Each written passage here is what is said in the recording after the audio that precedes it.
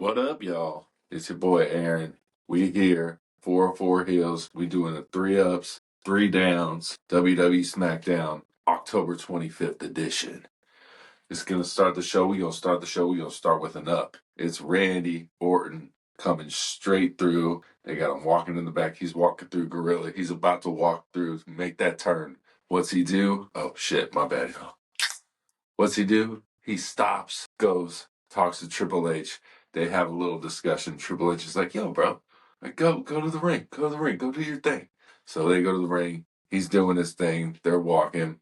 He gets to the ring. He calls out Triple H. We were just talking about this, me and Steph, on the Word on the Street podcast. We were just talking about this.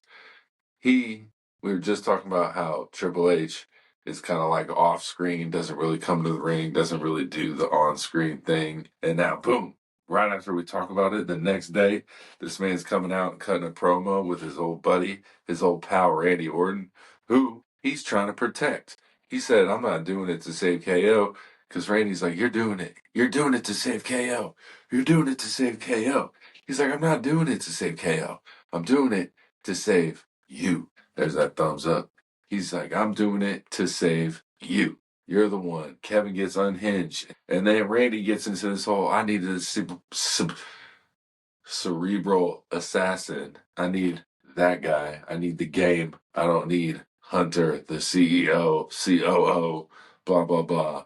So finally, they keep going back and forth, get back and forth. We're getting the match. Crown Jewel, Randy, KO. Looking forward to it. Can't wait. My next thing is going to be the Cody Gunther promo. It's going to be up. I kind of gave it a down last week. It wasn't as good as it should have been. This week was a lot better, a lot more intensity, a lot more maybe trash talking, you could say. And it kind of ends with Cody getting the old first punch on him. He says, I can't, blah, blah, blah, first punch, blah, blah, blah. So they go back and forth. Then my boy Ludwig Kaiser comes out. He starts getting involved. Bing, bang, boom, bing, bang, boom. Here comes Randy Orton. Again, he's part of the second up. He comes to the rescue. But the best part about it was Randy just staring at that belt again. Just staring and staring and staring at that belt. Kind of just like, And then Cody's kind of holding it and they're kind of looking. It sets up the match for next week. It's going to be Cody and Randy versus Gunther and Ludwig Kaiser. But he keeps staring at the belt and it's leading to something more. I doubt it happens at Crown Jewel, maybe Survivor Series, maybe Raw on Netflix. We don't know, but we're getting some kind of rivalry between Cody and Randy coming soon with the way he'd be looking at that belt too much. My last and final up, my boy, the Yeet Master, gets a little redemption on the Bloodline because he ends up costing the Bloodline the tag team champions against Motor City Machine Guns. We didn't even know this match was going to happen now. We just thought it was the number one contender. Then maybe we get a little Bloodline segment. But after the Motor City Machine Guns beat DIY, which one of my downs is just a down for them. I'm going to say right now, it's a down for DIY. Not for me personally. I don't give a shit. But they keep losing all the time. They lose all the time. It's pretty funny. It is pretty funny how much they lose all the time. But Jey Uso first, we'll just end with the whole thing. So Bloodline comes out. Nick Aldis is in the ring. They're asking for, Bloodline this, Bloodline that. Y'all better get ready. We get to the matches happening right here, right now. Nick Aldis is trying to protect his boys that he's known for. And they're like, hey, man, we came to play. Let's play. So they start going at it.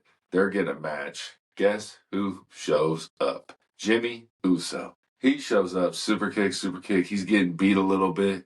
Boom, boom, boom, boom. OTC comes out. Another up.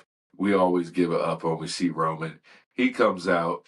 They get into a fight. It was nice to see Jacob and Roman fighting together a little bit. A little fisticuffs, kind of going back and forth, back and forth. They all go to the back. You know what it is. So then one of the dudes, I'm sorry I don't know their names very well yet, but one of the dudes on Motor City Machine Guns accidentally takes out the ref. The Tonga brothers are getting the chairs, and then you see another covered person We know exactly who this is. This is Jey Uso.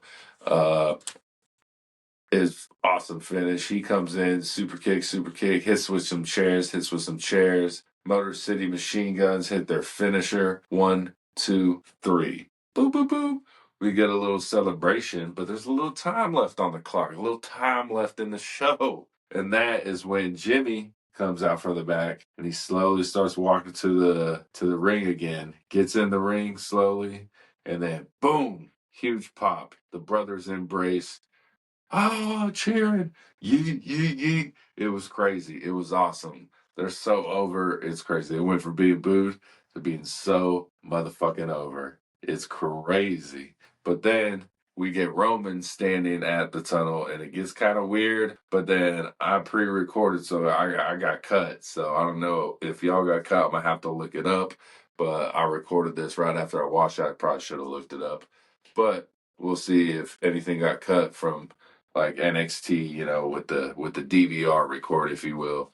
It was a great ending. It's definitely setting up for what seems to be like Survivor Series, but I still think there's a lot more pieces to unfold, so we will see what happens with that. My first down, I already said my first down was for DIY. My second down is why Jimmy and Jey got to be covered like that. We know it's them. Why they got to be wearing ski masks? Well, they trying to get back just so the crowd don't see them, but then we see people in ski masks that were concerned? I don't get it.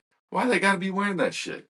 It makes no sense. And then Roman just comes down through the fucking main entranceway with his music blaring. Jimmy and Jey got a sneak, but Roman's just like, yeah, I still run this bitch. Let me just come down, my music playing, Superman punch, So I don't get why Jimmy and Jey got to be covered, but they asses was covered. Maybe someone will explain it to me. Maybe they'll explain it later, but I don't get why they were covered.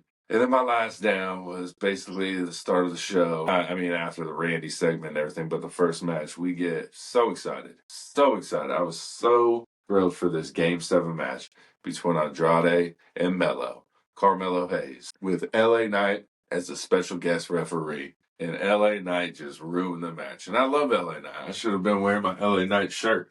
I love LA Knight. But why you gotta mess up the Game 7, bro? I get it. It's setting up the triple threat at Crown Jewel, which they announced a bunch of. They announced a women's fatal 4-way between Lash Legend, Jakara Jackson, Damage Control, Chelsea Piper Niven, Bianca Belair, Jade Cargill. That's Crown Jewel. They also announced Randy vs. KO for Crown Jewel, and then they also announced the triple threat at Crown Jewel between LA Knight, Carmelo Hayes, and Andrade. So if we know anything about Triple H, those are the 5 matches for Crown Jewel. 1, 2, 3, 4, 5, because you got the 2 champion versus champion. So that seems to be the card for Crown Jewel. And I'm excited for this triple threat match. LA Knight really doesn't fit their styles at all. I don't think I would have rather seen this Game 7 match over whatever we get at Triple Threat, unless Triple Threat turns out to be really good. And it's probably going to kick off the show most likely, so it's going to be a good one. Maybe KO, Randy kick off the show at Crown Jewel, I don't know. But you know what's the 4-4 Heels? We're going to have a prediction show for you.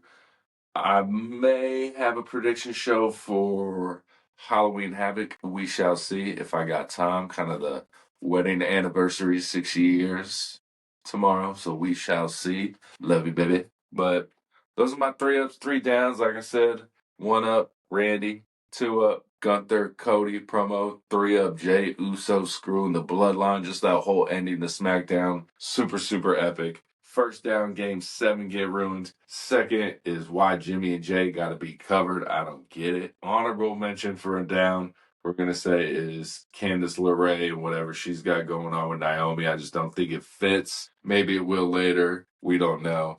And then, of course, it's not a down for me. It's just a down for them. DIY gets screwed again. They keep losing, kind of like the Street Profits. But let me know what y'all think in the comments. That's the 3 ups, 3 downs. Tune in every Thursdays for the word on the streets, y'all. Peace.